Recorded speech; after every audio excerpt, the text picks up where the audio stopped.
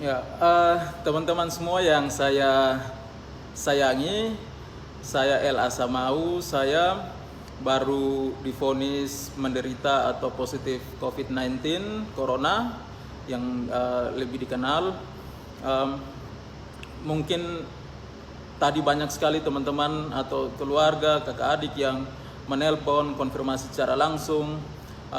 Pada kesempatan ini saya ingin berbagi kronologisnya seperti apa sehingga saya sampai terpapar virus corona dan apa saja yang saya lakukan selama ini. Yang pertama saya ucapkan terima kasih kepada Rumah Sakit Umum Profesor Yohanes Kupang karena perawatnya luar biasa, dokter-dokternya bekerja dengan maksimal. Saya waktu dari pertama sudah merasakan keramahan dan profesionalisme dari dokter-dokter tenaga medis yang di sini. Terima kasih banyak-banyak. Dan saya sebenarnya kondisi sekarang ini sangat stabil karena gejala-gejala yang muncul pada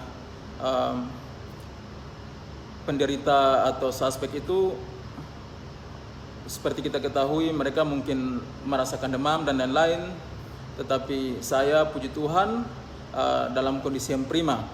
Nah, teman-teman semua, saya dari Alor dan sementara ada kegiatan persiapan untuk studi lanjut di Yogyakarta, tetapi waktu keberangkatan kami ke Yogyakarta itu sebelum ada larangan atau semacam informasi resmi dari WHO untuk tidak beraktivitas dan lain sebagainya di luar rumah. Sehingga waktu itu bulan lalu tepatnya tanggal 1 Maret atau tanggal 1 Maret saya sudah ada di Yogyakarta dan kelas pertemuan berjalan sebagaimana mestinya. Dan satu minggu setelah di Jogja itu kami ada dipanggil untuk kegiatan di Jakarta. Nah, selama kegiatan 1 minggu di Jakarta ini kemungkinan besar saya terpapar di sana dan itu berlangsung dari tanggal 9 sampai tanggal 13 Maret. Nah, tanggal itu saya merasa bahwa kondisi tubuh saya itu tidak berubah karena memang waktu dari Alor pun juga saya sering meriang karena mungkin kelelahan dan saya sedikit bermasalah dengan lambung, asam lambung, sehingga saya merasa itu memang asam lambung. Sehingga kondisi tidak berubah, saya tetap meriang, badan sakit, dan itu berlanjut sampai kegiatan di Jakarta itu. Nah, pas ketika ada di Jakarta, kami diinformasikan setelah tanggal 15 itu bahwa semua kegiatan harus dihentikan. Dan kegiatan yang ada di Yogyakarta itu juga dipindah menjadi online, sehingga kami tidak ke kelas dan saya mengambil keputusan untuk kembali ke Kupang saat itu. Tetapi karena saya belum merasa bahwa ini menjadi ancaman tersendiri untuk saya coba mengambil keputusan untuk pulang ke Kupang. Kenapa? Karena ya riwayat sakit saya tadi bahwa memang saya harus mendapat penanganan. Kalau kembali ke Kupang, istri bisa atau mertua bisa siapkan makan, minum dan pengobatan di rumah, sehingga saya mungkin bisa lebih cepat pulih untuk ketika saya ada di Kupang. Dan saya tanggal 18 Maret sebelum ke Kupang itu saya singgah di Bali. Di Bali karena ada bertemu saudara, sudah lama sekali tidak ketemu. Mereka menjadi kakak saya yang saya harus ketemu saat itu. Dan waktu itu belum ada tanda-tanda sama sekali bahwa saya terpapar. Itu tanggal 18. Dan tanggal 22 saya ke Kupang. Tanggal 22 saya ke Kupang dan kondisi tidak ada sama sekali merasa hal-hal yang aneh terhadap diri saya, meriang-meriang masih sama. Sehingga setibanya di Kupang, Oh iya, selama dari Jakarta itu saya menjaga diri betul-betul. Saya tidak bersalaman dengan orang, saya cuma pakai siku kalau terpaksa. Saya jaga jarak, saya pakai masker, bawa hand sanitizer, dan juga saya cuci tangan. Saya menjaga untuk tidak meraba mulut, mata, dan lain sebagainya. Dan ketika sampai di Kupang, itu saya isolasi diri di dalam kamar sejak tanggal 22 hari Minggu. Itu saya di dalam rumah, tidak keluar-keluar.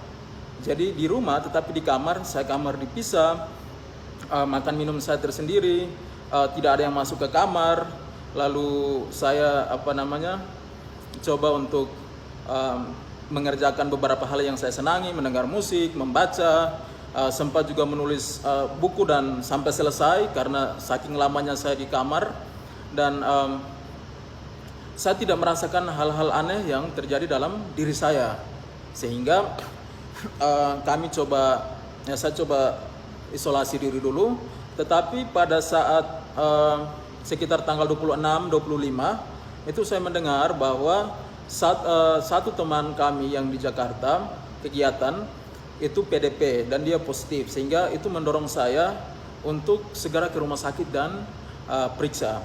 Jadi saat itu tanggal 27 Maret saya langsung ke rumah sakit umum.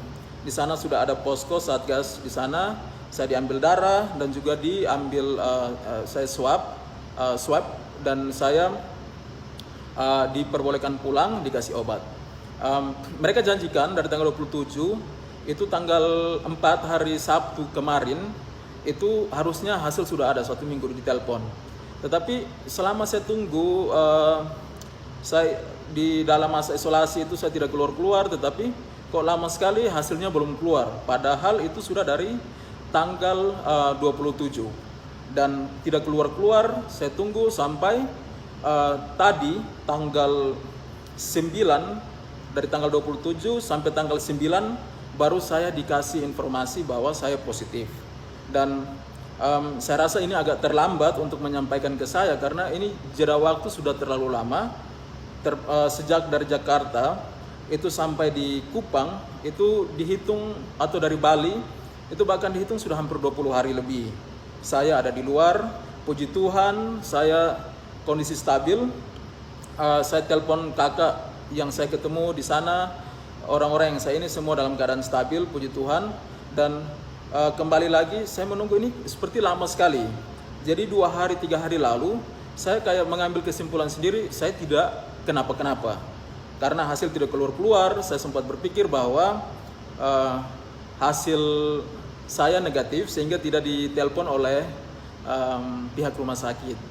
Dan saya sudah sempat keluar, saya jaga jarak tetap, saya pakai masker, ketika keluar saya pakai hand sanitizer dan lain sebagainya. Saya tidak kontak dengan siapa-siapa. Mungkin dekat, berdiri dekat, tetapi mau berjabatan tangan atau apa tidak sama sekali.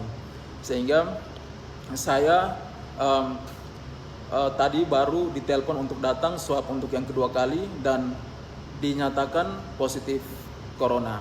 Suatu hal yang saya tidak pernah bayangkan bahwa ini akan terjadi di saya, apalagi kita tahu bahwa NTT ini menjadi provinsi yang belum terpapar sama sekali. Dan ketika saya disampaikan oleh dokter bahwa saya positif, dokter sampaikan saya hari pertama, ini rambut saya juga belum digunting karena di dalam rumah saja, biasanya pendek tapi ini sudah panjang sekali. Dokter sampaikan bahwa saya orang pertama yang dinyatakan positif corona. Dan saat itu saya langsung diminta untuk isolasi di rumah sakit, ada di rumah sakit umum daerah. Dan istri saya, keluarga di rumah, puji Tuhan sekali lagi karena semua dalam keadaan sehat walafiat dan tidak ada gejala apapun itu.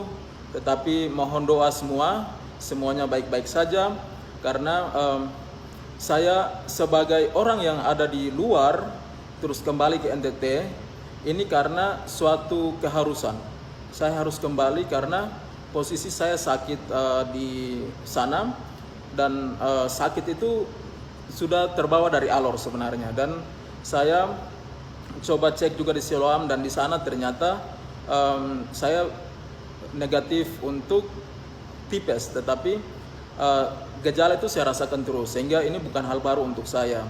Termasuk saat ini juga tetap badan tidak enak, tetapi ini hal yang sama yang saya alami sejak masih dari alor kemarin.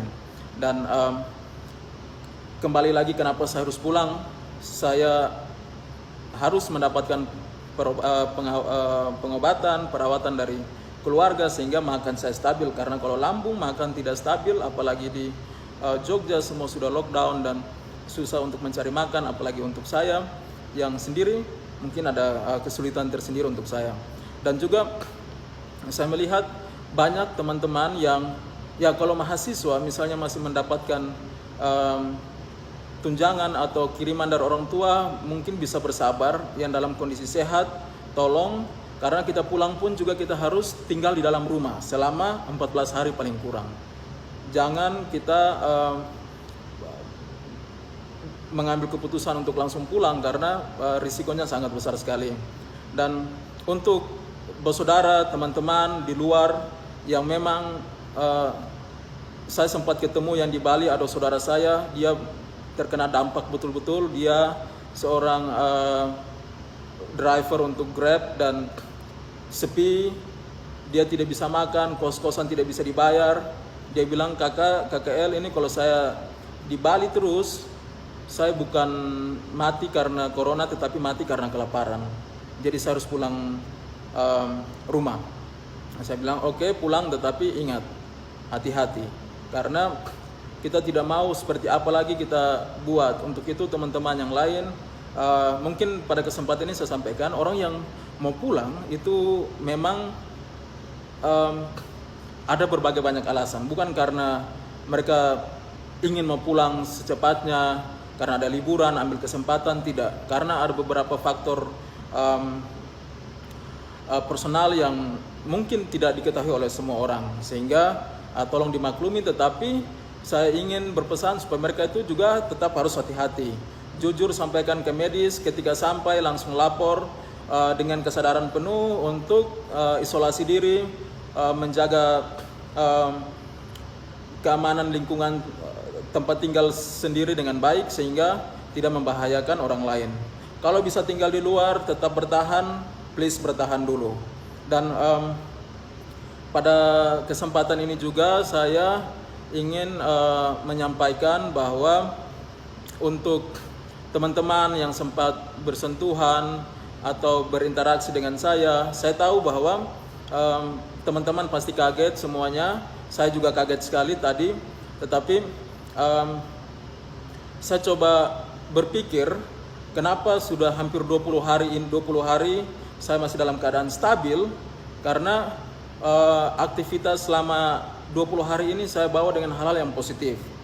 Segala hal tentang stres dan lain-lain saya coba buang. Saya mendengar musik dan saya membaca, saya menulis, saya coba ikut kegiatan-kegiatan untuk penggalangan dana untuk COVID dan lain sebagainya. Dan saya rasa ini sangat membantu sekali. Sehingga untuk kita mungkin tidak harus takut, waspada, wajib. Kita harus menjaga, karena kita bukan menjaga diri kita harus menjaga para medis, semuanya kita saling menjaga. Tetapi namanya virus yang tidak terlihat ini bisa terpapar kapan saja. Dan dia tidak tanpa, kalau saya kasusnya tanpa disengaja, tanpa saya sadari, tanpa bermaksud apa-apa, dan saya merasakan ini. Sehingga saya mengalami ini. Sehingga saya mohon dukungan dari semua keluarga, teman yang nonton video ini. Tolong dukung penderita atau suspek COVID-19. Karena apa? Dukungan itu penting sekali. Jangan sekedar telepon, tanya sakit apa, rasa apa. Karena teman-teman para medis ini sudah cukup baik, mereka sudah terlatih untuk menangani para pasien. Sehingga ketika teman-teman menunjukkan simpati atau rasa sayang, saya tahu banyak sekali di luar yang menyayangi saya, keluarga kami, dan akan memberikan simpati. Tetapi saya punya request. Yang pertama, jangan tanya kondisi saya, karena sekarang teman-teman lihat saya sehat-sehat saja, rasa meriang, tapi ini sudah dari alor, waktu 2 bulan yang lalu. Ini masih terbawa terus. Saya sehat-sehat saja, tolong jangan tanya bagaimana kondisi, karena saya baik-baik saja. Tetapi saya minta Kalau mau kontak saya, kalau telepon mungkin saya tidak angkat karena saya harus istirahat, tetapi berikan kata-kata yang memotivasi saya. Setidaknya kalau saya bisa request hal-hal apa yang menjadi kesan positif yang baik dari saya selama ini untuk teman-teman, kenalan semua, sehingga saya termotivasi untuk bisa sembuh. Dengan imun yang baik, dengan makan yang baik, saya bisa pulih dan ini bisa menjadi pertimbangan untuk yang lain juga. Untuk itu teman-teman, terima kasih sudah banyak yang telepon. Saya tidak tahu, harusnya dirahasiakan, tetapi dari jam 4 sore sampai sekarang jam 11 mau jam 12 ini banyak sekali yang menghubungi saya. Saya tidak tahu mereka dapat informasi dari mana. Bahkan kakak saya di Bali, semua istri ditelepon, ditanya posisi di mana. Terima kasih banyak karena itu sudah sangat membantu kami dengan menunjukkan perhatian Bapak Mama semua, tentunya karena ada kewaspadaan juga. Tetapi saya mohon sekali tolong kasih kami support. Kasih kami support please Bapak Mama yang suka melawak, berikan kami yang penuh dengan humor sehingga kami terhibur dan kami bisa pulih dengan sendirinya. Mohon doanya juga, tolong mendukung, tetap waspada dimanapun, karena saya tidak pernah menyangka bahwa ini akan terjadi di diri saya. Tuhan Yesus luar biasa, baik sekali, dan saya mengetahui hasilnya walaupun terlambat, tetapi saya mengetahui dan bisa mendapat penanganan. Sekarang saya lagi diisolasi, saya akan tetap menunggu hasil sambil melakukan beberapa aktivitas. Saya akan tetap berkomunikasi dengan teman-teman semua juga, tetapi tolong supaya jangan sampai, kalau menghakimi mungkin tidak, tetapi menanyakan hal-hal yang akan menjurus kepada saya untuk berpikir dan saya akan stres, termasuk keluarga saya. Tolong dukungannya, saya sekali lagi minta berikan hal-hal yang menjadi kesan baik untuk Bapak Mama, teman-teman, kakak adik yang mengenal kami secara personal, yang pernah ketemu dimanapun itu. Tolong bisa WA, bisa melalui Facebook, atau melalui video ini bisa mengirimkan suatu nada positif sehingga kami bisa cepat pulih. Karena sejujurnya kami ingin sekali berbuat banyak, kami ingin sekali berbakti, tetapi kondisi seperti ini semoga menjadi pelajaran untuk semua. Yang paling terakhir, tolong ikuti anjuran pemerintah, teman-teman. Tolong sekali, pakai masker, wajib kemanapun keluar. Jangan bilang, oh itu ada di Jawa, ada di luar. Sekarang di NTT ada, dan tanpa saya, ini bukan hal yang saya inginkan, tetapi terjadi di saya. Saya mohon teman-teman pakai masker, selalu cuci tangan, tinggal di dalam rumah, keluar untuk yang penting-penting. Kita tidak tahu di luar sana siapa yang sudah kena, karena pasti ada saja yang sudah kena tetapi mereka tidak tahu. Ini ada di NTT, ada di Kupang sekarang. Tolong Bapak Mama bisa untuk mendengar ini teman-teman semua dan menjaga diri keluarga masing-masing. Demikian, terima kasih banyak. Mohon doanya. Selamat malam. Selamat merayakan Paskah untuk umat Kristiani yang akan melaksanakan hari Raya Paskah, Jumat Agung besok. Tetap waspada dan sekali lagi ikut anjuran pemerintah. Selamat malam. Salam.